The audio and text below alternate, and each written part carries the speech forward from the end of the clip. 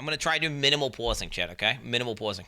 Ladies and gentlemen, welcome. I'm Josh Strife, and this is Devlog, a series where I talk to games designers about their development process and then ask some tricky questions about games design today. As usual, a big thank you to all the supporters on Patreon and Twitch who keep the channel alive. More information on this at the end. Today I'm talking to Chris Wilson from Grinding Gear Games, the company behind hack-and-slash action RPG Path of Exile. Chris, thank you very much for taking the time to talk to me. You're welcome. Thanks for hosting. For those of you who may not know who you are or the game that you work with, could you give me a brief introduction about yourself, your history with video games, and the history behind Path of Exile?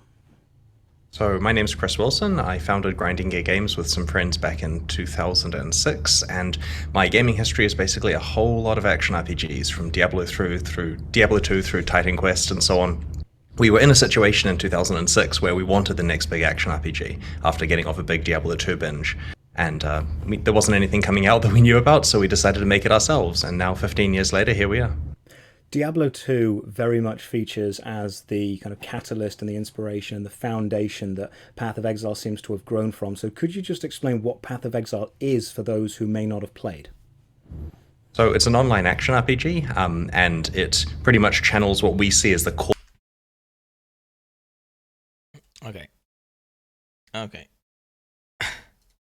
Okay, who's going to be? Just literally banning on doing it. Dude, stop going Giga Chair plus. Stop calling Chris Wilson a clown, dude. That's toxic, dude. Okay? He's not a clown. I'm going to keep banning you. Banning you in time for that shit. Okay.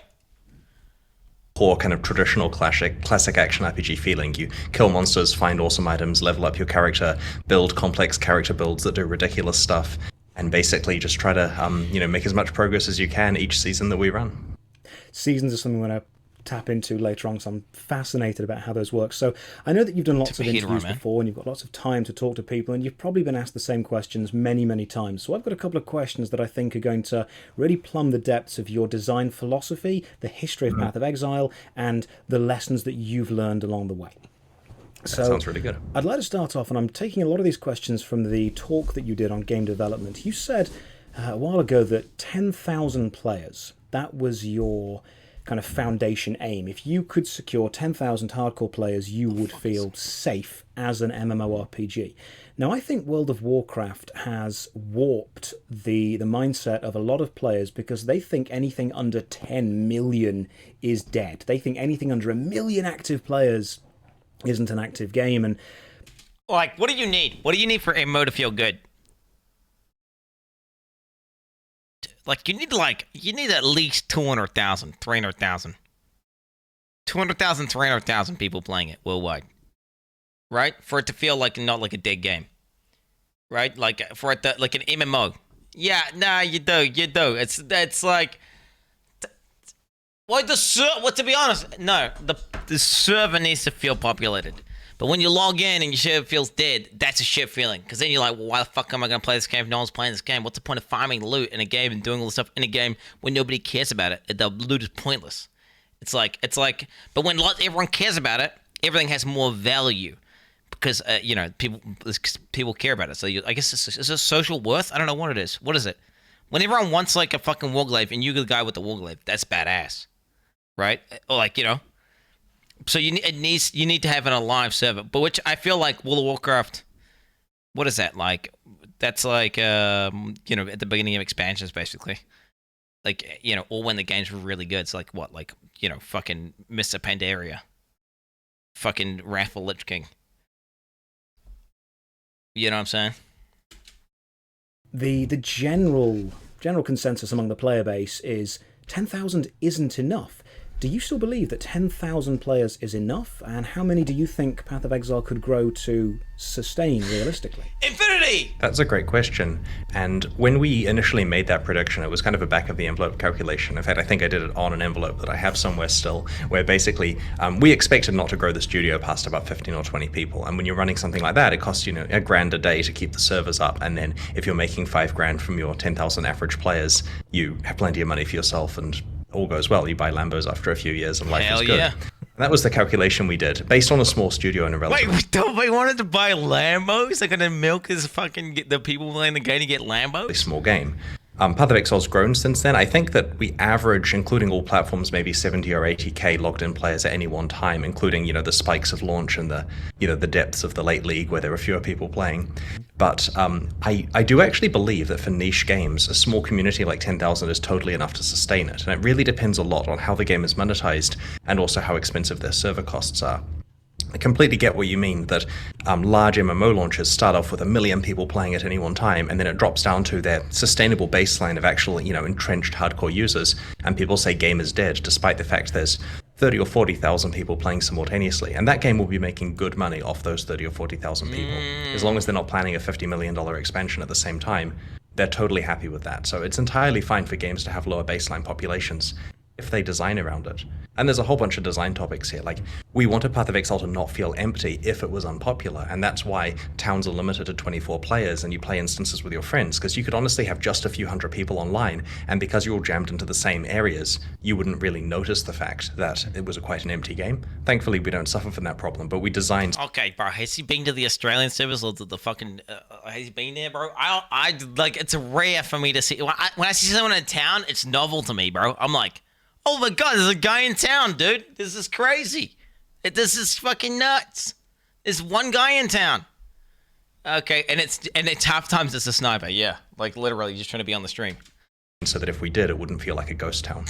I was talking to a few of my friends about the idea that if a game has 1 million players online, you may not necessarily interact with all 1 million. You could probably interact or even see in the world a couple of hundred before it starts to get a little bit laggy and a little bit excessive. So having those hub centers and then the exploration areas that you journey out to me, reminds me a lot of Guild Wars 1, the idea of the centralized community and then expand out. Have you never decided to go back on that idea? Have you never thought maybe the explorable areas should be? Fucking take these bitches out.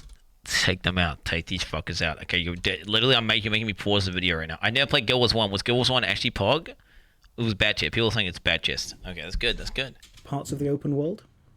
We really like the way we're doing it because it lets us use quite aggressive random generation for these areas. It lets us give you a slightly different experience each time you play through, and that's really good for replayability.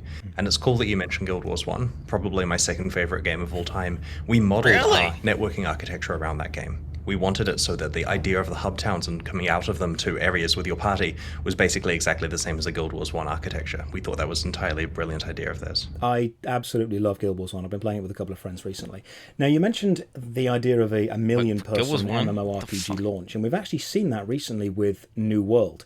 We've seen the absolutely incredible success of New World within the first week, and then what some people would call a catastrophic fall down. Not necessarily a failure, because as you said, with a hardcore group of players, you can still keep a game going. The game is so dog shit. It's devoid of any content, completely vapid. There's like, dude, you go to the fucking, there's like 3 dungeons, and the dungeons are literally got the exact same mobs in them, and every single, it's not even unique or different. I don't even understand. Asmon disagrees. What do you mean Asmon disagrees? What do you mean he disagrees? Wait, he was shitting on the game. He was shitting until after all the drops and shit ended, right? After all the drops and shit ended, obviously. Like after all that. No shot. No. Wait, he's still playing? No shot. There's 1K hours in it. Every day. Okay, you need to calm down. Okay, no, the game had. Whenever I was playing it, dude, it was devoid of endgame. There was nothing. That was it. I played the game. It was there was no flavor or uniqueness to it. The character classes, they all felt exactly the same. They were all just guys walking around going, like you're just tagging mobs with the fucking stuff. It was so bad, bro. It was fucking terrible. Whoa! But 1 million people to lose in only a few months is a huge amount. How would you, with the lessons you've learned over time, have approached the New World launch, the New World first week, and then going forward with the design of it? What changes would you have made?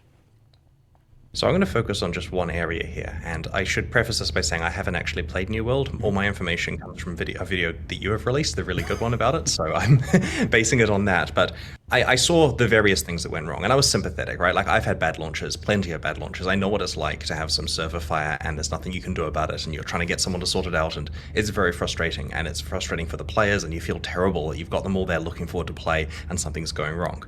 But there was one consistent theme with a lot of the problems that really irked me there, and that was the idea that there were economic exploits occurring that were difficult and slow for them to fix. Rollbacks didn't come at the right times and so on. And this really undermines the trust that people have in a game, because we play a game to make progress, Secure especially an online online game. We're playing with our friends to get better stuff than them, to level up faster, to have more gold, to have better items. And in a game where progress is literally how you're measured and what you're working on, the ability for someone to cheat their way to faster progress. You go to sleep looking forward to playing tomorrow, and when you come online, everyone's got 10 billion gold and an entire town each because there was an exploit while you were asleep. That's not fun. And so it's critical in the launch of a game to make sure that the economy is sacrosanct. And personally, if I was launching a game and there were that many problems in it, I would just take it back into beta, do whatever it takes before doing a big wipe and having a launch that was stable, where players' progress is actually reliable and tracked properly. We had a short chat a few days ago where I kind of asked about the idea of the economy, and you place the economy and the stability of the economy extremely highly within your game. Why is the economy so important compared to things such as server stability or even a marketing budget? This is an essential thing about Path of Exile, that at the end of the day, we wanted a game where it's fun to kill monsters and it's fun to do various aspects of it, but the thing that you go to sleep thinking about, the thing that you're dreaming about, is that item that you want to get, that thing that you're so close to achieving in the game, and it's all to do with progress. I have 100 stories about my experience playing Diablo 2 and Guild Wars where there was something that I was proud of accomplishing, and it was always an item that I received, something that was really lucky for me to find. My first Stone of Jordan. Back when, Lancers started dropping in Diablo 2, I got one that had really good damage. There were so many things that I remember iconically as feeling just on top of the world because I had a thing. And so when we were designing Path of Exile, we wanted to make sure that no one could take those feelings away from people and make them, feel counterfeited and useless. And that's why the economic stability is the most important thing. If an exploit occurs, we wake everyone up. We take the servers down if we need to. And thankfully, due to our design, exploits are incredibly rare and we haven't had significant economic damage from any.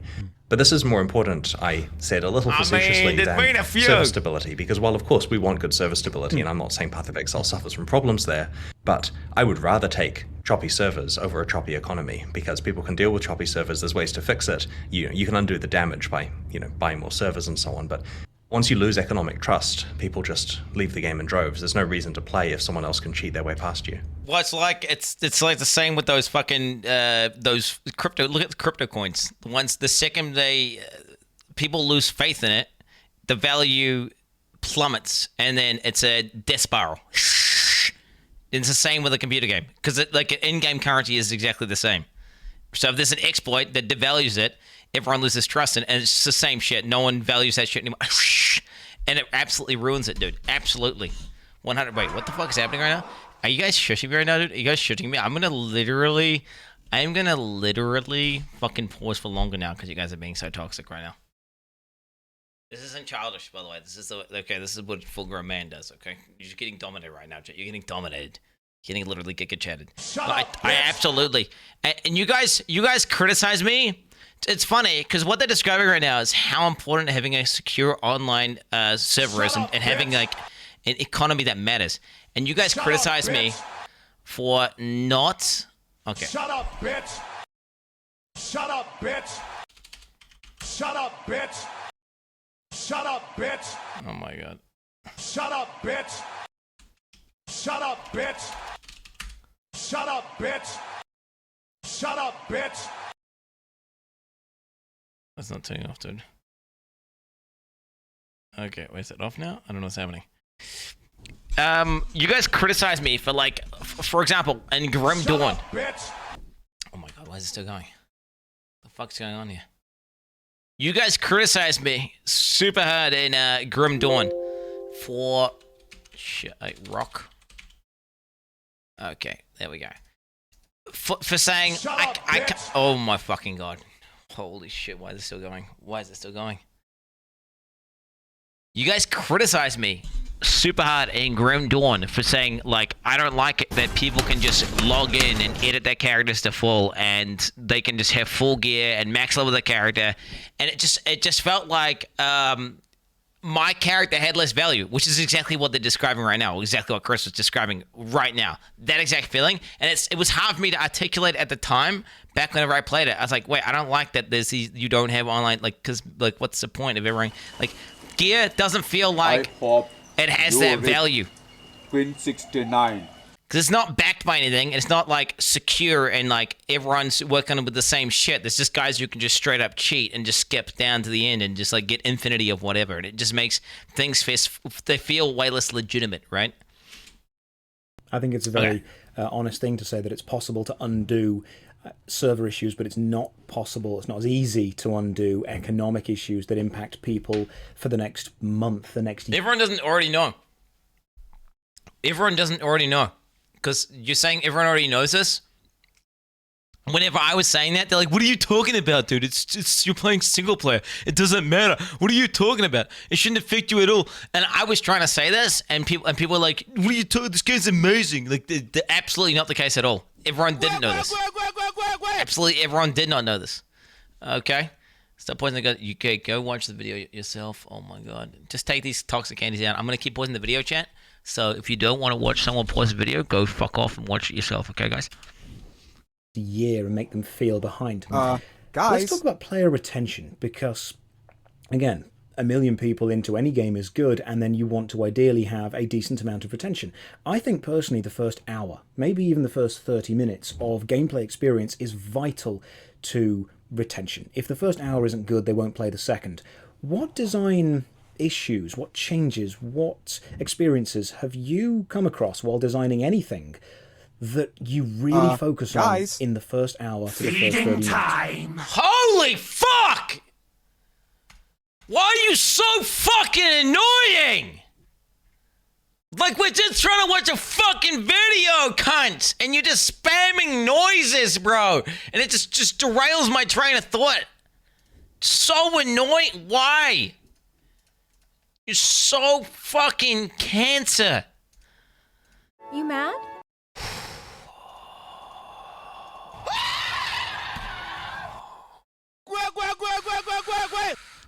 Oh, fuck me. Fuck me.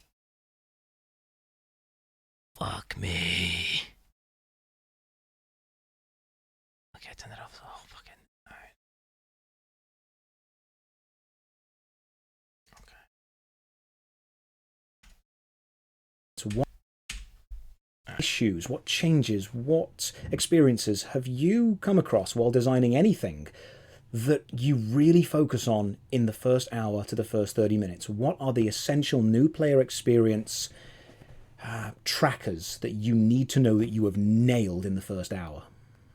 So there's a number of comments here. I want to start by saying there are two ways to design games. Number one is a data-driven metrics kind of thing where you sit down and you run your game and then say, what's the retention like? And you make changes and A/B test it and try to get the retention up. And you do a lot of stuff, and it's possible to get really good retention. In a free-to-play game where you've got a funnel of players come in through your marketing budget, they get retained at certain rates, and eventually they monetize and all that kind of stuff. You can totally put your business suit on and play the data/retention game and make a lot of money that way. Not the and play. often you're left with, well, I'm Diablo 3, dude. Ramalati, they make short-term changes for short-term upsides, and they don't look at the long-term of the game, and they fucking drive the game into the fucking ground. That's what they do, okay? That's what they fucking do. Hashtag ad. Okay, I'm taking a piss, shit. I'm taking a piss and getting coffee, guys. I'll be right back. 1 second. I'm sure you can predict what type of game that would end up in. You know, it's got Let various, me calm you down, you know, Quin. dark patterns. Why the fuck can I fucking hear them? Why the fuck can I fucking... Who the fuck? How the fuck did that go fucking through? It's fucking paused!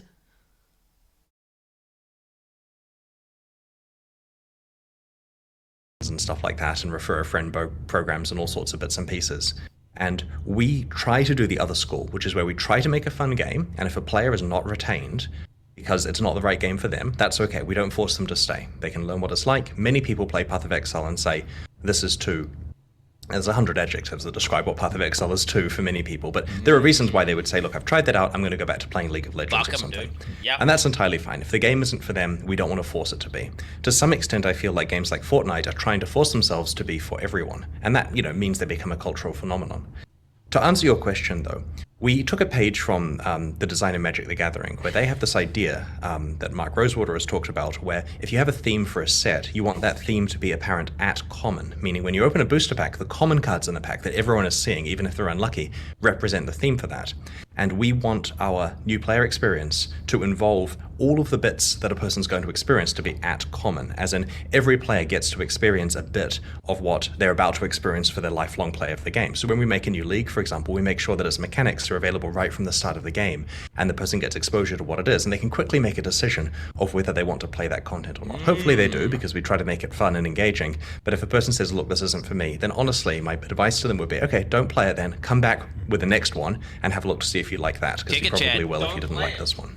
I love how you brought up Magic the Gathering, because that's something I want to loop back round to later on a later question to do with the idea of overwhelming design. But talking about the new player experience, we would be remiss unless we mentioned the skill tree, because that is probably one of the most iconic moments in Path of Exile, opening the skill tree and zooming out. And it's probably one of the most widely discussed moments of people going, this is overwhelming, it's not for me.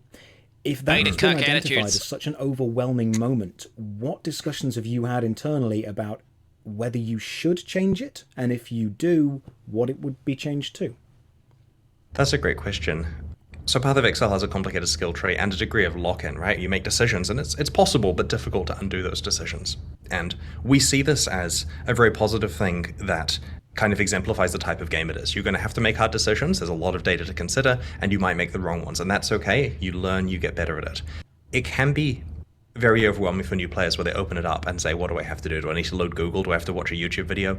And we made a number of changes to make this easier. The first thing we considered internally was hiding most of the tree to give you just a small area to choose from.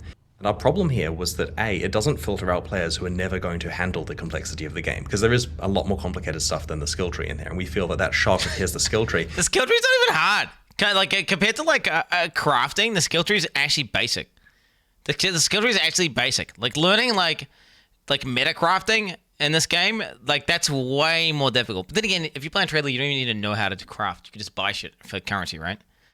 You can just buy shit for currency. I don't know. I feel like the skill tree, do you not think it's like a little bit like there's so many nodes that make it look a lot more overwhelming, but they could have like they could condense the nodes down instead of being like chains of 5. They could be like I'm sure they can make it look far less intimidating without losing any complexity.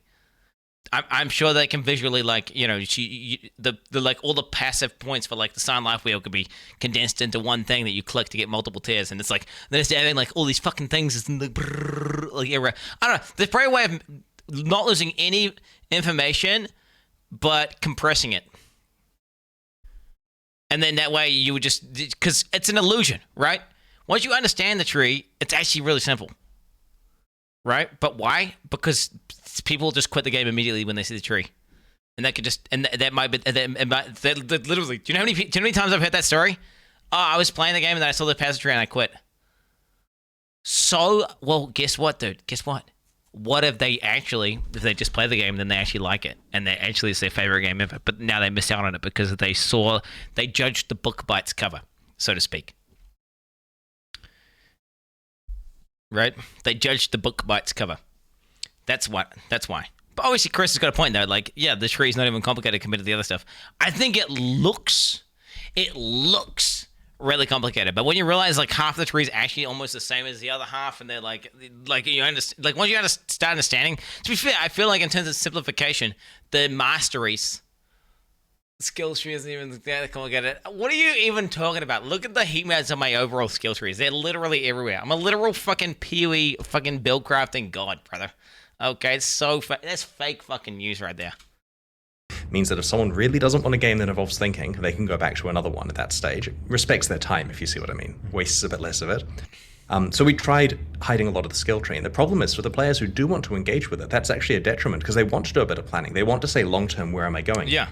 Am I going to this place over here? Am I going over there? And giving them full information is a sign of respect. We're not trying to hide something from them. The thing that actually really helped with the new player experience of the skill tree was adding what we call the notable passives. They're the slightly larger ones that have names and a particular theme. Because if you kind of squint slightly and look at just the notables, they lay a much more clear path of what you want to do. I want to get to this notable, then to this notable, then to this one, and there's some good ones up there. You don't have to consider the fine-grained ones along the way. You just have to look at the large, 10 that you're going to go for. And that's a better way to approach a build. And maybe a future improvement we could make. New players don't understand this. They don't understand this. They see all the little ones and think they're all important. They don't even realize, like, the way you make a build is like, okay, what are the mandatory necessities for this build? Okay, so I need fucking, chaos inoculation. I need, this node over here and that one over here. And then you kind of you just go, click to those. And then you go, okay, what's the most optimal pathing where I get the best shit and the most life nodes or the most ES nodes on the way, right? Like, and that's all there is to it. And it's actually basic as fuck, right?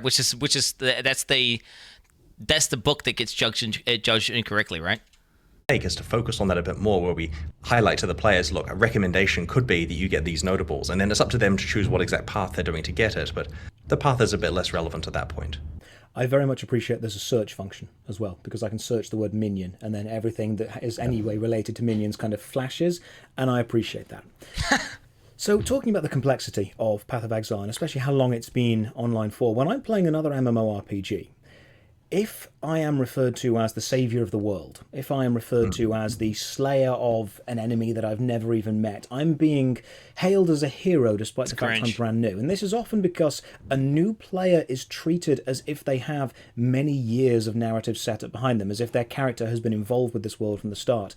How do you introduce a new player to the multiple years of narrative setup that Path of Exile has, and how do you not treat them as this world-saving hero despite the fact that within canon they might be? How do you approach that? So we very much try to have a show rather than tell approach to the story if we can. So primarily we want to tell the story through location and atmosphere and that kind of stuff. But there is a fair amount of text in the game. In fact, there's probably like 1 million words of text by now because the game's it's getting a bit large.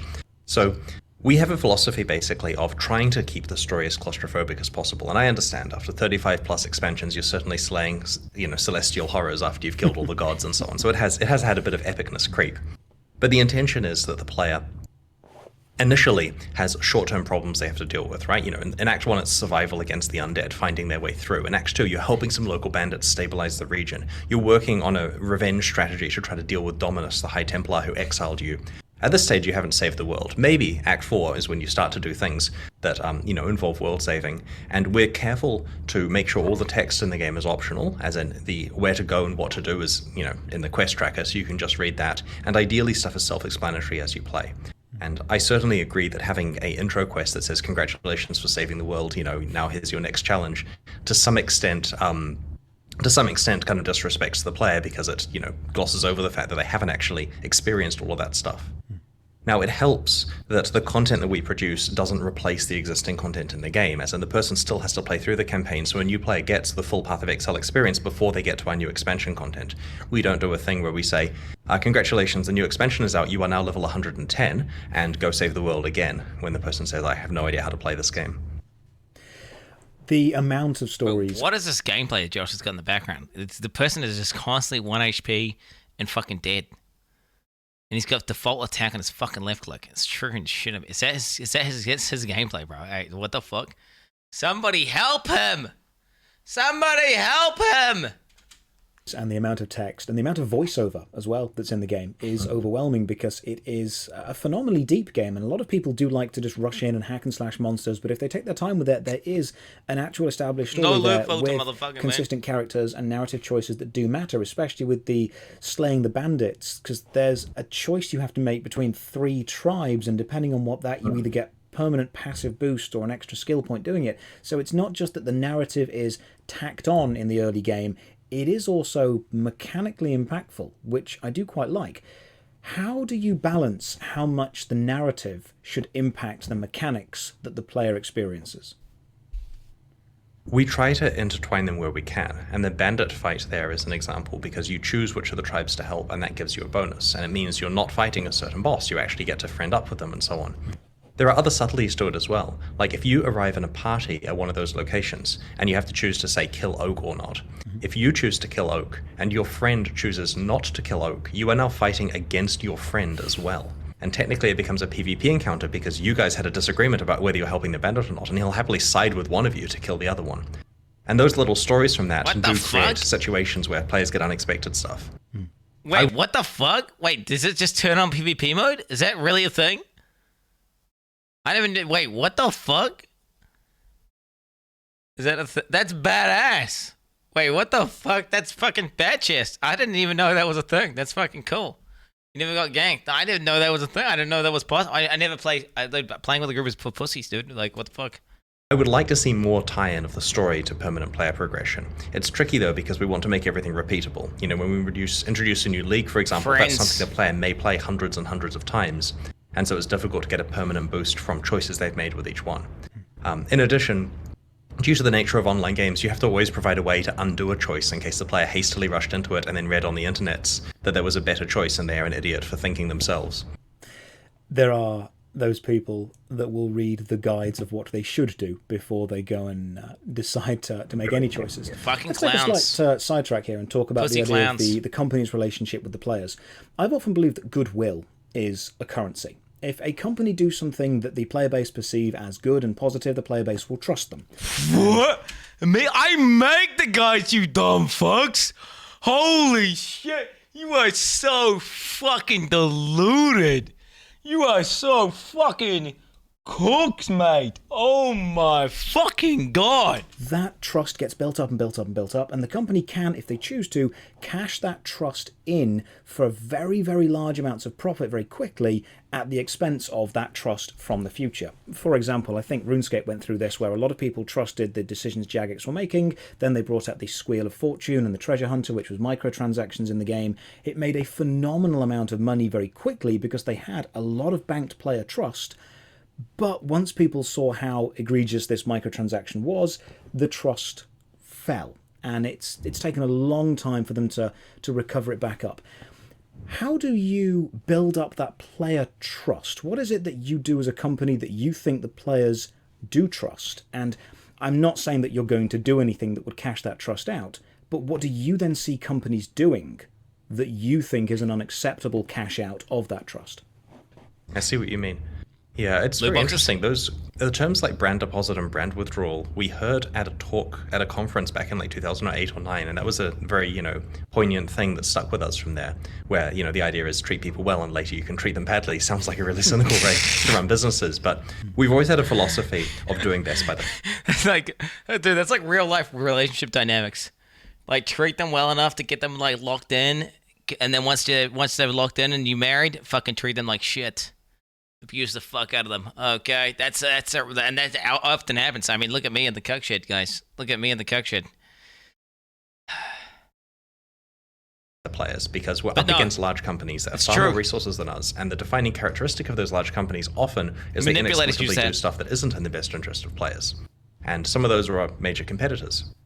And so we can differentiate ourselves by actually taking a step back and working out what the right choice in a given situation is. It also helps that we are gamers, like we go home and play games and are the consumers of these products. It just so happens that we get to make them during our day job, and so we know how we would want to be treated. And so we try very hard to be transparent with the community. We, do interviews like this. We talk to different content creators from various different places, make sure to, explain why we do things. We post, there's a news post on pathofexile.com every single weekday for like the last 8 or 9 years or something like that, because we want to have some content there every day for players. If we make a mistake, the players tell us, we apologize, we explain what's going on, we change it if necessary. So we try very hard to do what's in the best interest of the players. Do not bend the knee to Reddit. Do not bend the knee to Reddit. Fuck people. If they got bad takes, you don't need to apologize to them. Shit, man. What the fuck? Really to ever try to cash it out later. But it does sometimes come in handy, because sometimes a business has to make a decision which looks bad to the players, even though it's not going to hurt them. And that's where trust is important. So, for example, a number of years ago, we were acquired by Tencent, and the players were very worried about this, because often being acquired by a large multinational company doesn't end well for the game. And people have seen other examples of games that changed substantially when they were acquired. We would only have entered into that deal if we had full confidence that it was going to be okay for the players. And so when we did announce it, we said, trust us, it'll be fine. And I believe it has been fine after that point. And because we had some brand deposits already made, we relied on a bit of a loan against that for the trust of them not freaking out too much about that acquisition. And hopefully everyone who observed that will see in the end that it actually was a pretty harmless thing. But if we had a history of treating the players badly, then they certainly would have What do you had reckon? Do you think it's been harmless, the 10% acquisition? To be honest, I remember everyone freaking out about it. And I remember going like, And then looking at the other companies that have been acquired by Tencent, nothing really crazy had happened to there. But it's like, yeah, I don't know. I don't think there's been anything massively bad. Although, I definitely think that now they are owned by, a Chinese company that has like a fucking agenda. The idea is that the Chinese government literally lets these capitalist fucking companies go out and acquire as much shit as possible around the world. So eventually, the end goal is to make them capitulate. Like when they have some fucking bullshit, like they want to censor some bullshit, they want to censor a movie, they want to censor a game, they want to censor some shit in the future, they can, right? So it's like it's that China's in for the long term end game. Maybe we just haven't seen it yet. What about it? What about I mean, what happens however many years from now? It's one of these things. But I mean, so far I think it's been fine. I think it has been fine, right? much more reason. But in the future, I still think we could get fucked by China. And there could be some bullshit, right? That happens, because China. And to be cynical about our motivations for that acquisition. That was a very honest answer. Thank you. Now, you mentioned in your game design talk that when you first started bringing leagues out, they were various lengths, from a few weeks to a couple of months. And you said the average player needs more than 1 month to play a league. How do you think the general player base, not just of MMORPGs, but gaming in general, how has that changed over the last 5 to 10 years? Do players have shorter attention spans? Do players want shorter, more intense things? And how has leagues affected the development of Path of Exile in relation to that? So I have two observations on players over the last 15 years that I've been involved with this game. And the first observation is that players more and more feel that the correct thing to do is to start playing a new game using a guide. For example, were I to install New World as an example of a game today, which I've never played before, if I were to go and watch all the videos on it, find a guide, and then follow that to the letter, that's basically how a lot of people are playing games. Versus the other option, which is just install it, close the internet down, and try to have fun. Yeah. Which obviously means you make worse decisions, and you take a lot longer, and it's a lot less efficient. It's so but much I would more fun. argue a lot more fun to actually do that, because you have a lot more game ahead of you. And so we're facing players who don't fully understand what they're doing, but still doing it as optimally as possible.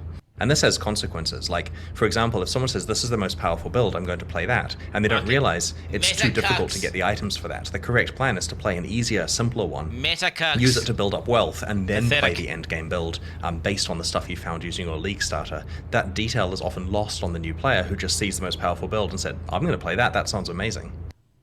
There's other complexity as well. So we generally find there's a push for the average player to want things to be faster and more explosive and rewarding, right? If you basically make a change that in any way slows anything down or adjusts it to a place where the long-term die-hard fans are saying, okay, this is a much better speed, I like this a lot more, you've got 90% of the players saying, what are you doing, you're ruining the game, make it fast again, and we're going to boycott it. And this is tricky because we do want to service all of our players. Fucking zooming clowns. They do need to slow. The game's like, straight up, it's way too fast. The teleport one-shot meta. It needs to be slowed down. They need to systematically, just incrementally. What they need to do is the strategies that these tyrannical governments use, where they incrementally take away people's rights one at a time, but just at a slow rate that you don't realize is happening. You don't realize it's happening. You kind of erode it. So they need to do the same thing until eventually, bang, you're just a slave. Okay? What they need to do is they need to do the reverse. Every single league, just make a small change that makes the game a little bit slower. Another small change that makes the game a little bit slower. Another change that makes the game a little bit slower. But like, it's just tiny incremental changes that add up to be a fucking huge game-changing shift where the whole game gets slower. Bang. Don't worry, Price 3.15 changes makes fun and insults everyone who dislikes them. Yet he's one of the people most hurt by them. Long gone are the days where you could get away with playing dumb of meta stuff or progressing through in-game on SGSSF. Enjoy the PoE you root for. Oh my god.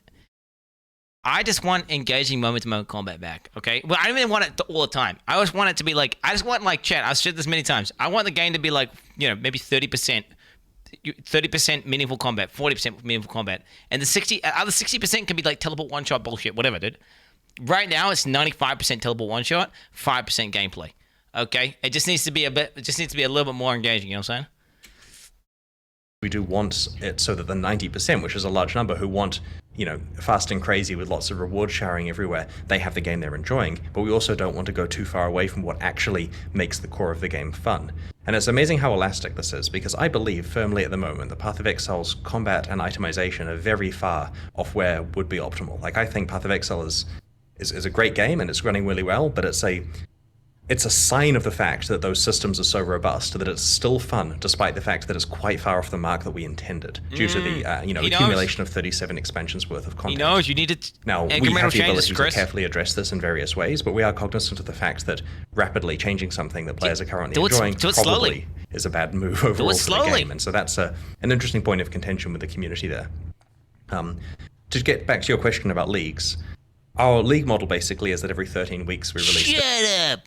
Fuck you, bitch. I'm gonna talk all the fuck I want, pussy. Fuck you. How you shut the fuck up, bitch? I'll ban you from this fucking chat, pussy. You get banned for 3 hours, pussy. Yeah, enjoy the rest of the stream, bitch. Essentially a fresh server, to use MMO parlance, where there's a new expansion on it, and so everyone gets to start out fresh, basically a new season. And that works really well because it means that players that have zipped through the content before have the ability to enjoy building up a character from scratch again. And we essentially get... There's this interesting fantasy that players have where everyone feels they're the best at Path of Exile. Everyone believes if they take a week off work, that they can get to the top of the ladder the fastest, they can find the best items, they can be, they can play the best build, and it's going to go perfectly for them. Because there's no reason it won't. It's just RNG and time investment and skill at that point. And so we have this amazing cycle going where so many people will log in at launch and play for whatever period of time they want to until they're finished with their character, which is, as you say, around a month out of the 3. Many people take longer, some people are much shorter. And that works really well, because to get back to a previous point, if we release content that certain players don't like, that's fine. The next league will probably have quite different content, and people know to come back every time. And this is a repeatable cycle that's kept ourselves in business, to be completely honest. If we didn't have leagues, we would have dropped down to below 10,000 players over time and have no way of really getting anyone back. Damn, be dog shit. I saw the graphs that you used in your game design tool, where you showed the success of leagues and the success of consistency, which has been proven over the last couple of years. Path of Exile seems to be doing remarkably well. Now, you mentioned that you've had many, many expansions over the years. And you also mentioned the word complexity, and I want to have a look at the argument of depth versus complexity, because anyone can make a complex system if you simply add in far too many variables and you make it impossible to understand. You make it so only you can understand it, or maybe even you can't when you look back at your own design. How do you deal with the balance of something being too complex but not deep, while trying to keep it... Yo, that's you described Diablo Immortal gym fucking mechanics. Deliberately complex, but absolutely zero depth, and it's just generic damage increase. Like, it's like that's the epitome of that description. It's intensely convoluted to distract from people from how pay to win it is. But it's like this: you put gems inside gems, which go inside gems, which you get gems to put inside those gems, right? It's like, and your gem ends up being like 1,500 fucking gems, like. Deep and involved, but not overly complex. How do you balance these two loggerheads of design, complexity versus depth? Well, we definitely want depth, but we will tolerate complexity, because by that point in the game, Path of Exile players generally understand quite a lot of complex systems already. So if we accidentally overcomplicate something we're trying to get deep due to mistakes, then the players are generally relatively tolerant of it. We are less so, because we want it to be understandable, of course. There are a number of rules of thumb here. It's often down to us looking at what kind of choices a player has to make for a certain thing. And at the point where there is an obvious choice, then there really is no depth to that. Even if the obvious choice involves significant complexity. You get some kind of Rube Goldberg machine of crazy that results in good defenses for your character, but everyone just does that. That's not a particularly deep system, because there's nothing to do except YouTube how to build that and then do it. And so we want to have systems where there's a lot of debate about the best way to build that aspect of your character. I've often found that a lot of players say that they want really challenging content, and then when they do something and die, they tend to leave saying this is too challenging. How do you decide how difficult? Shut the fuck up, chat. Shut the fuck up. Okay. Quin! Shut the fuck up, chat. Shut the fuck up. Who was destroying all the bosses in the SSHC, dumb fucks? Who the fuck is destroying all the bosses in SSHC? Okay, me. This guy. That's who. Me. It's me. I'm the boss destroyer. Except, I mean, the Uber chat. I'm just chat. Path of Exile. Look, chat. Oh, you're like saying I haven't killed them, bro. Chat, I literally have killed them this league. I just haven't done it yet. That's all. I literally have done it. I just haven't executed the button yet. Literally look. Dumb fucks. Literally look. And it's gonna be ethical as fuck. Ethical as fuck kill here. Wait, look, I'm trying to start. What the fuck's going on right now? The fuck's... I just want to show you that my character's not dead. My character's not dead. I simply wanted to play. Wait, Elden Ring? Wait, why did I stop playing? Why did I stop playing? There was some game that came out that I wanted to play, which I've forgotten what it was. Diablo Immortal. I quit the feeling. Because Diablo Immortal came out. Oh, that's right. Oh, shit, that's right. Look, I'm not dead, dumb fucks. I have a level 99 character on SFHC Sentinel that's ready to go. Well, he's not ready to go. He just needs to loot one item, okay? And then he's ready to go. Fuck you. The bosses are going to die, so stop saying 0 out of 7, because it's not 0 out of 7. It's actually 7 out of 7. It just hasn't been executed yet. Okay, motherfuckers? Okay, I did not die and then quit, okay? No, I've just quit because there was a more important game that I needed to cover in order to expose all the lies that were being spread, okay? It's Diablo Immortal, okay? The most difficult content is going so let's go back. Really challenging content. Okay. All right. I've often found that a lot of players say that they want really challenging content, and then when they do something and die, they tend to leave saying this is too challenging. How do you decide how difficult the most difficult content is going to be? And then how do you decide how difficult the average experience is going to be for the player? How hard is too hard?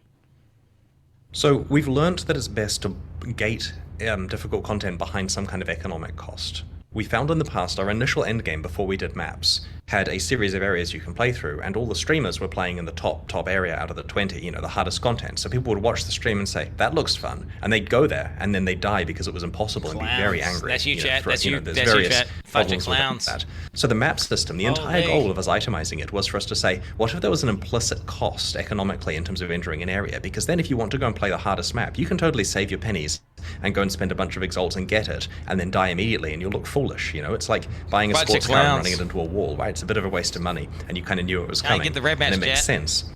And so we've learned that it's very important to take the most difficult content and make it expensive to access, because then people who are very ready for it will do so. What are you fucking dumb fucks up? Quin, honestly, man, we don't believe you can go do with bosses. We just think it's a bit pointless to do it on a build made by a lady that's designed to trivialize the bosses. Oh, shut the fuck up, bitch. As for average players, this is tricky because the average player, if you look at the 50th percentile of people who... If anything, it's Alkaza build, and what are you even talking about? It's not even, it's actually a custom Quin69 version, bitch. I'm literally just using a Nightblade, okay? I'm literally just exploiting Nightblade. Who even did Nightblade first? Whoever did Nightblade, whenever they did Nightblade changes with the elusive effect, that's what the build is. That's literally the build. That's literally the build. Who is doing Nightblade first? Jung Rogan? Well, that's a Jung Rogan build. Whoever started doing Nightblade first... okay, was the person who made that build, okay? Because that's the only thing that's unique about it. Literally, Lightning Strike is just OP because it hits the target twice in melee range. It's just a busted ability. And then Nightblade is just broken, okay? That's it. That's literally it. That's just like, Lightning Strike just does double damage implicitly because of a broken mechanic. Then the Nightblade is just busted. It's like, oh yeah, I equipped this fucking thing, and now I just got 600 crit multi for 0 investment. Oh, wow, look how fucking... Okay, that's what the broken thing is. Okay, bitch? manage to run the game, as in they get through the download and they run the game, the 50th back. I need to get back. percentile of people who, as for average players, this is tricky because the average player, if you look at the 50th percentile of people who manage to run the game, as in they get through the download and they run the game, Act the 50th percentile of new users doesn't get through Act 1 because that's what happens with free-to-play games. So an average Path of Exile player is getting to level 10. Oh my But if you look at the average person who's using Reddit and giving us opinions, they are well into doing the uber pinnacle bosses at the end of the game, right? Sure, you know, that's me. Day 3 they're in red maps in a league. That's me. That's the average player who's the one actually talking online about it. Yeah, it's me. And so it is very difficult to say what average is because if you accidentally target this average of the top 4% of players, you alienate a whole bunch of people. Now we have really interesting stats. We know that 86% of our monetization comes from people that are in maps. which means that while the early players are certainly, humans that we care about and want to have a good Fuck 'em, experience, dude. we don't need to target They're not pay monetization at piggies. them because they have to get further into the game Not before pay they really piggies. want to support it more. Not pay piggies. Let's just look at the expansions and the idea of maps that you brought up as well.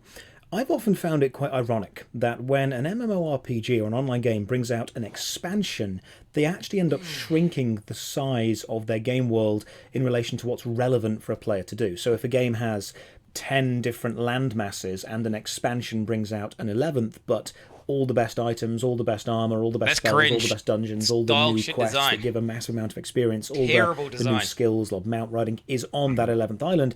Everyone goes to it. So It's an describing World of expansion Warcraft. has ironically shrunk the game.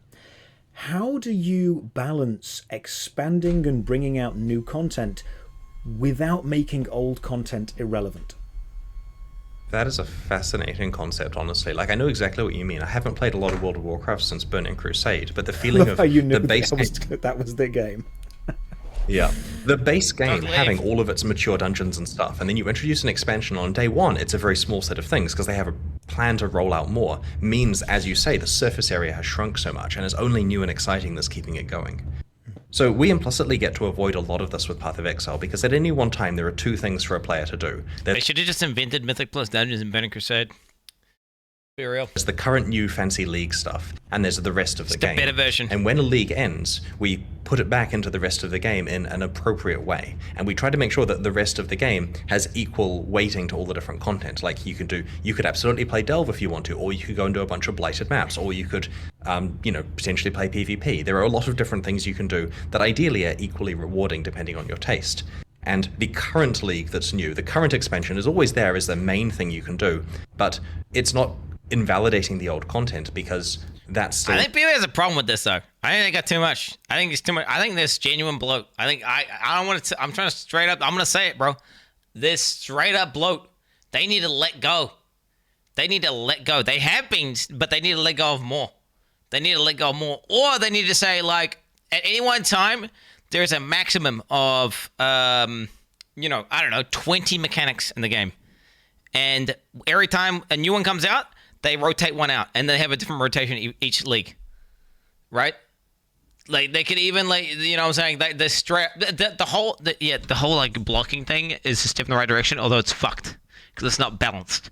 Okay, and then what you end up with is every league is fucking Harvest League, okay, which is dog shit. And you can't block everything. You can't block everything. You can only block the non-master shit. Okay, bitch. So you're fucking wrong, clown. Okay, fuck you.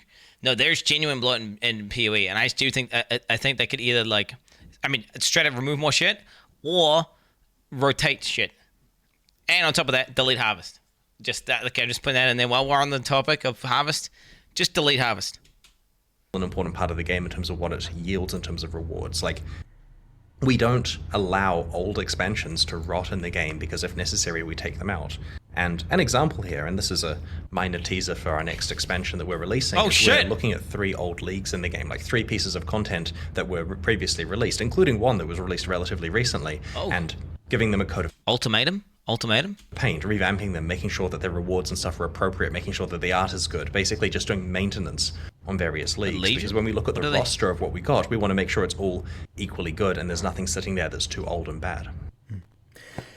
Talking about old and bad, I think a lot of new game designers are putting buzzwords into their game to make them new and fresh without really understanding what those buzzwords can bring. For example, I use what I call the 4 horsemen of the gaming apocalypse whenever I'm browsing games on Steam. If I see a game that says early access, open world, crafting, survival, I know that they are likely just throwing those buzzwords in because that is what's popular right now. That sounds good. What the fuck? That sounds like a good game. I love those games.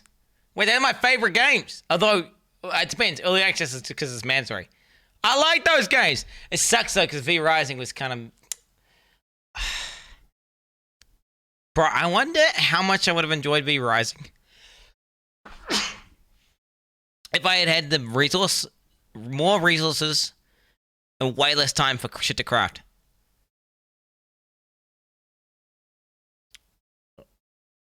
You know? More resources and way less time to craft. You know? Because it feels like it's designed around like multiplayer, and the reason why it's so slow is because I'm fucking grinding out shit that's not supposed to be grinded out by one person. So then I ended up. But how am I supposed to know that, bro? How am I supposed to know that like without playing the game? I'm not supposed. It's impossible, right? I can't know that. I don't know. Another big example would be crypto, blockchain, pay-to-earn NFT. That's what a lot of games are looking toward now. How do you as a designer... Who? What game's doing that? No, but like I ain't seen a single game doing that. Okay? I ain't seen a single game. Everyone just thinks that's dog shit. Like literally no one's playing that. Whatever the fuck... Has anyone seen a crypto, blockchain, NFT game? Because I ain't seen one yet. Oh, the Doc's got a game coming out. Which has NFT skins or something. Right? No, not Stalker. Stalker got that shit removed, right? The Doc has a game, like literally. What? That's Midnight Society. When's that game coming out? Should I play that? Should I play the Doc's game whenever it comes out? Should I play it and be like, just for like the memes and be like, you know, whatever. Try to get some NFTs from Doc. Be like, yo, Doc, like I'm a big fan. Look at all these Doc emotes. Like I literally have more Doc emotes on my channel than I do have actual of my own emotes. Like look at this.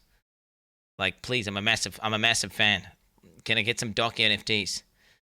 I mean, look at this. What do we got? What do we got? We got yeah, but 7TV. We got and that this Doc 360. I mean, docking these. It's like I actually have 2 minutes actually in natural. Oh shit. Okay, yeah, I got derailed. How do you research these hot new trends or these marketing gimmicks, and then how do you know what is worth following and what is worth completely avoiding? We are super anti-gimmick, to be completely honest. Like, we imagine targeting the kind of person who in the year 2000 was playing games on a PC, you know, who bought themselves a 3D accelerator back before you really needed it, mouse and keyboard, you know, like traditional gamer, you know, person who grew up playing Command & Conquer, right? You know, we're talking proper gamers here. He's talking about actual gamers, like real gamers, not fake gamers. Okay, not cell phone gamers. Pathetic fucking cell phone gamers. What the fuck is a fucking cell phone game? Are you fucking kidding? We're real gamers, true gamers. That's our target audience. That gamer was not playing games on their phone. That gamer was not playing games in virtual reality. That gamer was not. Hey! Get that word out of your mouth, Chris. Okay, virtual reality gamers are gamers too. Nah, VR gamers are gamers, dude. Hey! No, that's the ultimate power users have fucking $5,000 virtual reality setups. Okay, that's just a fact. That's actually like all the hardcore gamers. If you're not if you don't have a VR setup, bro, you're not even a hardcore gamer. I'm afraid to say, like, you're not even if you do not have a fucking $5,000 VR setup, you're not even a hardcore gamer. Okay, because that is unironically the future of gaming. It's just like right now we're seeing the primitive, you know, initial like first alpha tests of it, and it's like, but soon. Chat, I literally have not been scared as hard. You think I was scared playing those fucking? You think I'm scared playing fucking Madison or whatever? Like oh fuck, I got so scared I threw my headset off or whatever. Mate, I was hallucinating demonic pigs for fucking weeks after I played that fucking VR game. That whatever the fuck it was, the Exorcist VR shit. I was straight up hallucinating demonic pigs for weeks. Not even fake. Genuinely, my brain, every time I'd look in some dark area, my brain would expect there to be a pig person there, so it would be there. And it would take like a fraction of a second for it to go away. This shit has permanently scarred me. My brain is Oh my fucking god! Bro, fuck that shit. Fuck that! I got the chills. Why am I playing this game, dude? That's actually terrifying. It's actually terrifying. Your brain cannot tell the difference between VR and real life. I'm not even kidding. This is some bullshit in Alex.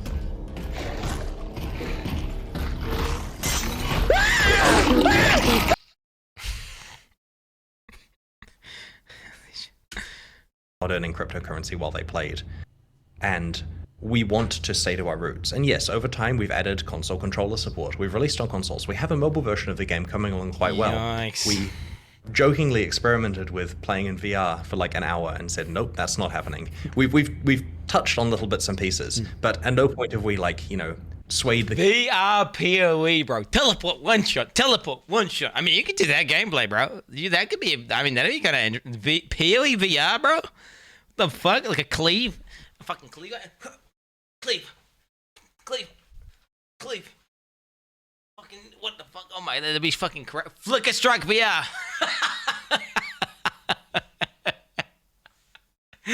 Flicker Strike VR with like 10 APS, dude. You just vomit, dude. Oh my god, Cyclone, dude. Cyclone. Just like fucking. I can't even do it fast enough, dude. It's like I'm even already feeling sick right now. Oh my god. the company in the direction of one of these fads. And that's partly because there are better companies for doing that. There are many agile companies out there that are just there to chase money, and they have a bunch of people waiting for a fad to occur, and they jump on it and get rich. That's cool. Sometimes when it's like VR, they definitely don't get rich, and then they regret jumping on it. But we like... VR, you should be, though. You should be jumping on VR, okay? Because VR... Dude, bro, all these people dunking on VR right now, they're like the people who dunked on the internet before the internet was like a thing, and they're like, the internet's dog shit. They're like Blockbuster. They're like Blockbuster right now. Like, seriously, they're going like... They're like going, oh my god, you think the internet's gonna be good, dude? People are gonna come in and rent the videotapes, okay, bro? No one's gonna use that shit. Oh, fuck it. That VR. No one's gonna play that shit. Bro, mark my words. VR is going to pop the fuck off. The level of immersion that VR provides is unparalleled, okay? And it's not even close. It's just a matter of ergonomics and, you know, practicality. And on top of that, pricing, right? There's several things in this. And also the issue with locomotion. It's a massive issue with locomotion. But once they solve these things, trust me, VR is going to destroy everything. And it's not even going to be close. It's not even going to be close. All you have to do is get a high-end VR headset, go into a virtual world, realize how fucking insane it is and mind-blowing it is. It's literally like it's akin to doing some psychedelic drugs. Like, it's so insanely fucking, it's crazy. I get triggered by my own takes. I'm like, dude, just shut the fuck up, clown. Oh, shut the fuck up. I say some, I pause and I say some shit. Oh, fuck up. And I'm like, what did I even add there? That was such a trash, like, shut the fuck up, cunt. bit of commentary. Like, that's like, just up. honestly, just Fuck shut you. the fuck up and No, you just fuck stop up. saying things Fuck and you. just watch the video. the stability, right? Like, this is, you know, you only get one life. You may as well spend it making good games rather than chasing something. And how much, you talked earlier about data-driven analytics and data-driven design. How do you divide the design time between following the data and following the gut feeling of the designers on the team? Because a lot of marketing people, a lot of business people would hate to hear you say that you follow your intuition over the numbers, but the designers would feel the opposite. Chad. As the person in charge, how do you approach that responsibility? I hate data, to be completely honest. I think data is incredibly dangerous. It causes people to justify things after the fact. Ruins their games. We had a situation in the past where we were worried about retention in a certain act. So someone went and generated some data, and they found that there was a big drop-off. Players, like, they basically made a histogram of people who completed each quest sequentially. And there was a big drop-off between one quest and another in Act 3. They said, look, between this quest and that one, you're losing like 25% of your players. We have to fix it. And I'm like, oh, that's terrible. Okay, we should look into that. Thank you for finding that. Which quest is it? And they're like, oh, it's the first quest in Act 3. I'm like, wait, the one where you have to go and like fight the guards that are harassing Clarissa and then go to town? And they're like, yeah, we can improve the art for Clarissa. We can move her in a better location. We can make the guards easier. We can do a bunch of stuff. And my gut feeling saying, there's nothing wrong with that quest. It's a trivial throwaway one. What are you doing? So I look into the data and I find that it was actually looking at completed quests rather than the quest the player was on. And after that quest, there's a long time before you technically finish completing any particular quest chain because Act 3 is a complete mess. It's bad data. A big ball of yarn where there's so much stuff happening. It's a long time before you actually finish any quest chain. And of course we lose a quarter of our players during that time because an hour and a half has passed for the average new player. And so there wasn't a problem. It's just that if you space the histogram out based on actual time to complete each thing, it would look like a better curve. But the design conversation was about reworking a quest that was honestly completely serviceable. And that's a case there of the data being dangerous. And there are more egregious examples. I very much encourage the team to do gut feeling design. If they need data, they have to get it by asking a question, right? Like, it's completely fine for them to say what percentage of players are using Cyclone right now, as long as they qualify it well. And then they get the answer to that and they can do their design decisions. But most of the time it should be, when I play Cyclone, am I having fun, right? I'm having too much fun. Is the game too easy? And that kind of decision. So yeah, I kind of hate data personally. Connecting on to the idea of the data.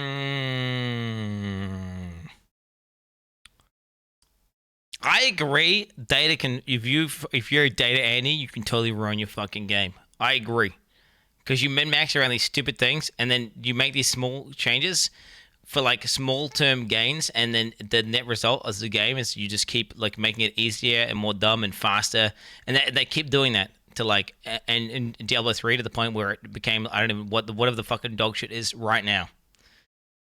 But, bruh, if everyone is playing fucking Detonate Dead, or fucking everyone is playing like it's that shit.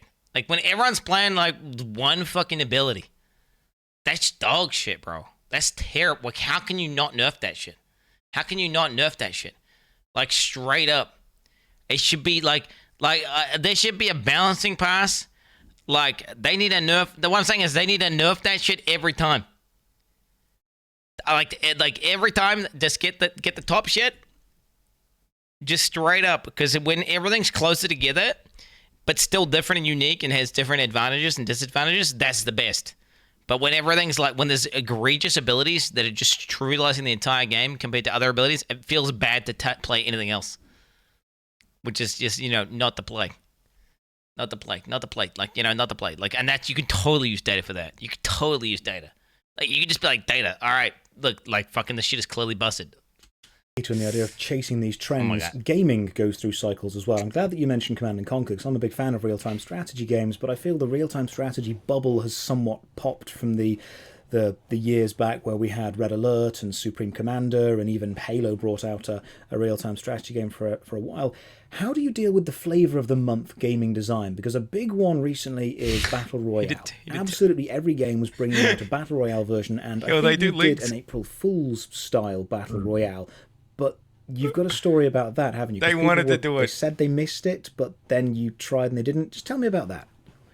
Right, so Battle Royale was a fad, and everyone was making a Battle Royale version, so we thought it would be hilarious for April Fool's Day to spend like one day of development time to quickly kit bash that together using our tools. And Path of Exile's got a very versatile engine, good level generation, like there's a lot of easy ways you can make games in it. And so we decided for fun, kind of like, bit of a break from our normal work, was to put together Path of Exile Royale. Just, obviously, we didn't even monetize it. In fact, we turned off microtransactions in this mode. Like, there was no way for us to make money while it's running. It was definitely a big money pit in terms of, like, trying to run that. No, but bro, you were trying to,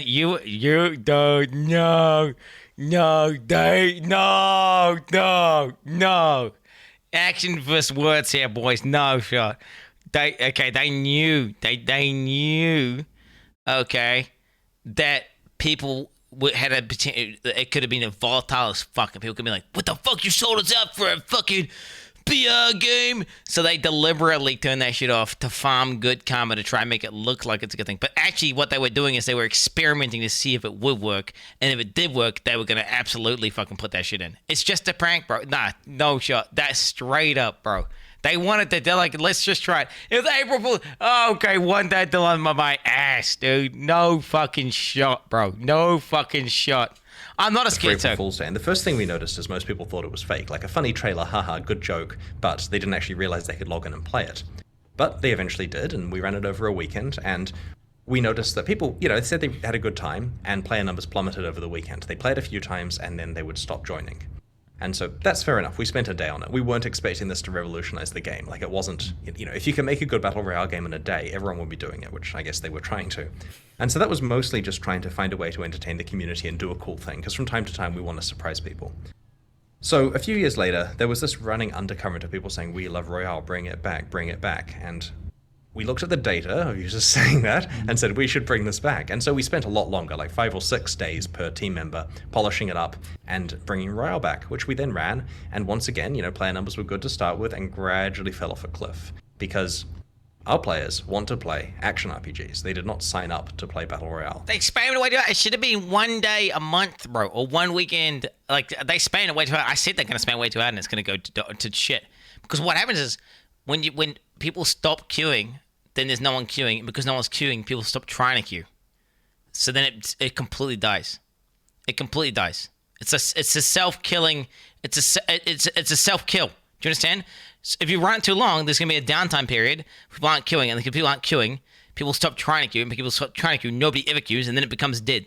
So it's like if you just a very limited time, very infrequently, people will always be queuing when it's on, and it'll be like just a little bit of fun every now and then, as a couple memes, right?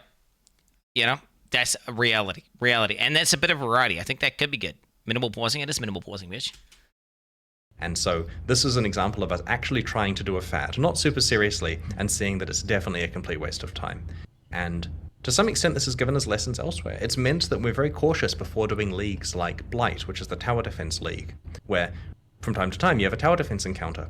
And that's cool, it went okay, but it wasn't great, because at the end of the day we realized our players signed up again to play an action RPG, not to play a tower defense game. And so we want to make sure that leagues that we do are aligned with the concept of I'm going to kill monsters in whatever way I want to and find some awesome items. I like that. So you tried, and then you had both... Right, Blight would straight up be good if they didn't do that. If they said, no, fuck that, let's make it a proper TD. And just like, you do 90% reduced... No, you do 95... You do 0 damage to the fucking mobs, and you go to build towers. And the mobs do very little damage to you, where it's not like they just one-shot you randomly, and you got to build towers. That would be the play. Like, it was actual TD. Not this fucking dog shit, which is not TD, and the mobs actually just fucking one-shot you for no reason constantly. That's shit. That's what... And it ruins it for me, because instead of being like... just like, fuck it, it's just a cosmetic tower, and you just fucking fight the mobs, and you can build towers or whatever, that maybe it's how you a tiny bit, but it's actually like, nah, it's somewhere in between, like, scuffed as fuck, where it's not a TD, but it's not an ARPG, it's some fucking scuff shit, bro. Like, towers aren't, no, they do not already, fuck. They do not already, fuck. You build like, I get double ring enchant, fucking seismic bullshit, everything gets stunned, it's kind of like glitchy, there's fucking weird fire on the ground, you walk on it, your fucking character gets one shot by randomly for fucking no reason, you walk around a corner, fucking 500 goats shoot like a fucking projectile, and your character just gets one shot, what the fuck's that bullshit? Fucking trash, bro. Fucking trash. Bad coding? Nah, I'm not just bad at Blight, what I'm saying is the town was at, no, the mobs shouldn't do us. Why the fuck did the Blight mobs do infinity damage? What the fuck is that about? You like, I'm trying to build a tower, but I'm trying not to get one shot, and I'm like fucking trying to stand still to like that shouldn't be the case. That shouldn't be the case. The data and the personal experience to look back on it and say this didn't go as well as we thought it would. It is just a fad. Now, you mentioned Magic the Gathering earlier. You and me are both big Magic the Gathering fans. If we ever meet, we're sitting down for a game. And you even use Magic the Gathering in your design discussion, the video on YouTube from a while ago, where you talk about Magic having sets that came out every 3 or 4 months. Yes. Now, that was very true back then, that has since changed. Magic the Gathering used to have constant sets that came out in consistent distances between them, and players knew the next set, and there were spoiler seasons, and the set came out, and it was all great, and it was easy to keep up with. It was easy to collect everything. Now, the amount of cards that Magic the Gathering has brought out is overwhelming, and there are so many versions of so many cards, and there are so many packs out right now that it's never not spoiler season. It's always spoiling something else. And that has had the effect of driving away the people who wanted to collect everything, because it's now almost impossible to do, or it's prohibitively expensive. How do you as a designer approach the idea of not overwhelming the player base with content, even though it's a proven business tactic that is incredibly profitable? That's a great question, and I personally have a lot of very strong feelings about the amount of Magic cards being printed. I was actually trying to do a relatively comprehensive collection, and you mentioned it's impossible or at least prohibitively expensive. So you're a multi-millionaire. You can buy it all, Chris. Yeah, what are you talking about? In my Magic the Gathering collection, I don't really treat money as a barrier, and so it's not just the expense that's a problem, it's actually physically impossible to try to get all the different languages and so on, because the rate they print cards exhausts the rate at which I can find people worldwide to source them in all the different languages for all the different variations. Why do you need the different languages, Chris? There's a lot of ranting about the difficulty of collecting cards. What the fuck? You need to just get the full English shit. And that's had repercussions on Path of Exile. It's meant that we're being very careful, both in terms of the rate at which we release content, but also for things that players are collecting in the game, we want to make sure it's released at a reasonable rate that's actually possible to keep up. Because if you run the treadmill too fast, everyone falls off, and then no one wants to play on it anymore. With regard to content releases, though, we found that our 4-a-year thing is enough that players are kept busy. Now, this is going to sound weird, because a lot of people's experience with Path of Exile is they play for a few weeks really hard, and then think, that was awesome, I can't wait for the next one. And if there was one sooner, I'd probably play that. But having time to rest is actually important. You know, True. Having time to play, get your full of Path of Exile, and then play another game till the next Path of Exile. No, this is what I said. This, I had a conversation at length today of exactly what he's describing. Okay, and now you guys are all agreeing, whereas before you were like kind of not agreeing. Okay, because now Chris said the exact same thing. Okay, dude, I didn't pre-watch it. I was having an argument with the Gauntlet Link guys who are trying to get me to play Gauntlet Link. This is exactly why I don't play Gauntlet. This is exactly why. It's got nothing to do with the difficulty, nothing to do with any of that bullshit. It's like I don't want to exhaust my PoE juices. Okay, I need a cooldown period so that way I come back. Fucking maximum hype, maximum pog, get fucking PoE ultra degen. And chat also, they need a PoE hiatus as well, because if you do too much PoE, people start to hate PoE. Like literally, they're like, except for like the complete PoE autists. But if you do it like around a month of league, people like towards the end of the month, some people are starting to get pain champ, but they say fuck those guys. But you get what I'm saying. Around like a month is, I think a month really is good. Like 1 month out of the 3 is pretty much optimal. I think, pretty much optimal. Expansion comes out, works well for us. You know, it gives us the ability to focus on marketing on those 4 spikes a year, focus our content releases on them, have some time for the development team to get a bit of downtime between the expansions for us to stop and reflect on stuff. And while it's entirely possible to throw money at the problem and release 8 expansions a year, I think that would burn out literally everyone involved, even though it would probably temporarily double revenue for a while. And this idea of always having the player play the game. You have a game that you can only play and no other game. You must play this game. You seem very against that. A lot of games now, they want the player to be committed to them forever. They release the daily, weekly, monthly login. Bro. They release special. Are you playing for 3 hours? You get this. If you're playing for 6 hours, you get this. Bro. Don't miss the next update. You seem to have the attitude. Oh my god, do you know that feeling of being a prisoner? I had this feeling in World of Warcraft. And do you know what it was? It was the dailies certainly were hooks, and the more dailies and the fucking various dailies, all the dailies. But you know what it was? It was the social pressure of like not wanting to let your guildmates down. And not wanting the social, and I feel like they almost designed that with the resets and everything. Like that's like they, instead of like everyone farms all the gear and then we're like, all right, we've got all our gear, let's stop doing it for now. It's like there was always some other bullshit. It was because Titan Forging was there. There was always a reason to go back because you could randomly get some other gear. They could make it so then people will drag back there, and there wasn't like downtime. So you were permanently locked in like a fucking job. 3 times a week, 4 times a week. And you want to play other games, but you can't because you want to let your fucking raid team down, and you turn into a fucking prisoner. Do you know how freeing it was to after playing World of Warcraft to not play World of Warcraft and be like, wow, I have so much free time. I can do whatever I want. I can go play other games and do other things, and it's so nice. It's so nice, bro. Straight up. That's what I love about PoE of like the hype period. You play the game, and then you have the downtime period to do some other fucking bullshit, and you still get your main game, which is PoE.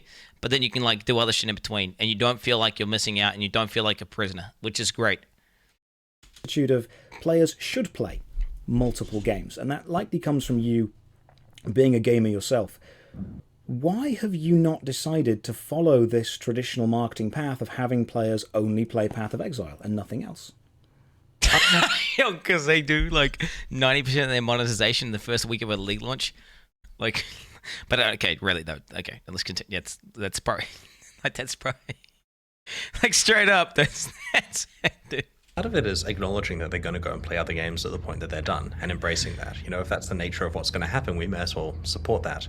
It's also good for health reasons. Like people get pretty burnt out playing a fast clicking game for the length of time they do. When someone's playing Path of Exile properly, they are obsessed over it, right? Like yeah. Once you get to maps, we own your soul is pretty much the thing that we say to players. And I've experienced that this league myself, right? I've certainly had days I was late to work because I wake up and think I can play Path of Exile before I go to the office, and then time goes by. You know, it's a very, very addictive game, and so I would rather that we let people play that for as long as they want to and then come back to it. And the nice thing is we've trained people. We will be releasing content on a regular schedule forever. They can have a lifelong relationship with Path of Exile, but it's not going to be a domineering thing that prevents them actually living their life outside of that. And that's a very genuine way of making a game. And to finish off with something, and it's the monetization though. He really. I thought Chris would hit on that. You think he would? It's because that monetization I think is pretty large. But he's like, that's what's eyes twitching because he's holding back on the monetization point. It's very open-ended, and I want you to feel free to go off on whatever tangents you connect this to.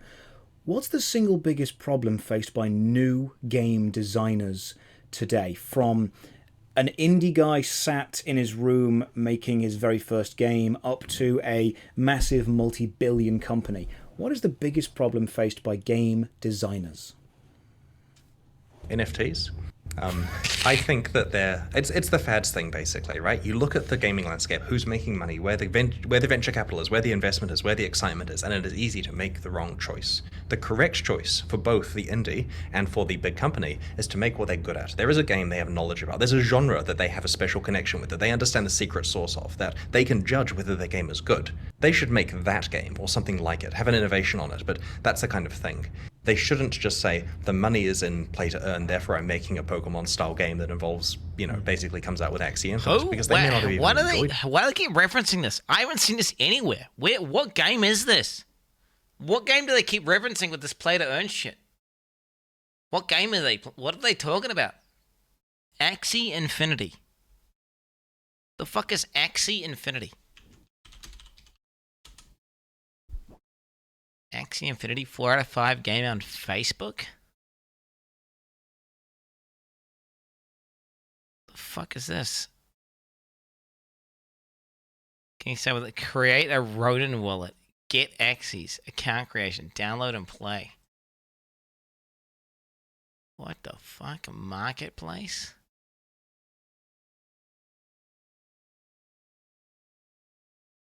This is kind of like Neopets, but like with money. Breed count. It looks like Neopets, but with money, dude. I think it's not, yeah, pretty much. A game with a white paper. What's a white paper? I don't understand what a white paper is. Total sale. Total volume. Actually sells 16,000. It's $14. Oh my god. What the fuck? That's the thing. If you can trick people into thinking something has value, then it has value. Hey, buy this fucking Axie demented fucking NFT pet thing for your game, bro.